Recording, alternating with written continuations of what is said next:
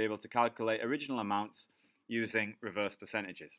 Now, the key thing for reverse percentages is first of all identifying the question. Often it'll ask what is the original value or how much was the item worth before the decrease or increase. So this is where you've got to work backwards. Now what you are going to do is you're going to find your new percentage and divide the amount by the new percent. Then you're going to multiply by 100 to get back to 100% basically. So we've got an example here where Harry Verderci buys an extreme horse. The horse learns to speak 5 languages. And obviously the value of the horse increases by 15% as any horse would that learns to speak 5 languages. So the value of this horse is now worth $3,450. So the calculation we need to do is the amount divided by the new percent. Now if it's increased by 15%, that means it was 100%, but now it's gone up to 115%. So the new percentage that we need to identify here is 115%, and that equals 3,450. So to work out the original value of the extreme horse, we're going to divide it by our new percentage, which is 115. So 3,450 divided by 115 is 30.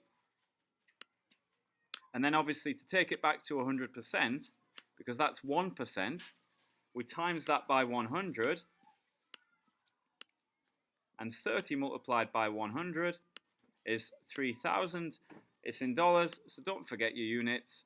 The solution, the original value of the extreme horse, is $3,000. Okay? And it kind of makes sense because 10% would be 300 and 5% would be 150. 15% therefore would be 450, and that shows that the increase would be correct if you're increasing it by 15%. So that's one example where you increase. Another example here is that Tom Arto has a car. Now all the wheels of this car fell off and the car is now worth 30% less. So it was worth 100%, but now it's worth 30% less. So the new percentage here is 70%. Okay, because you're doing 100%, take away 30%. So 70%, the car is still worth $4,900. So the question asks, how much was it worth before the wheels fell off?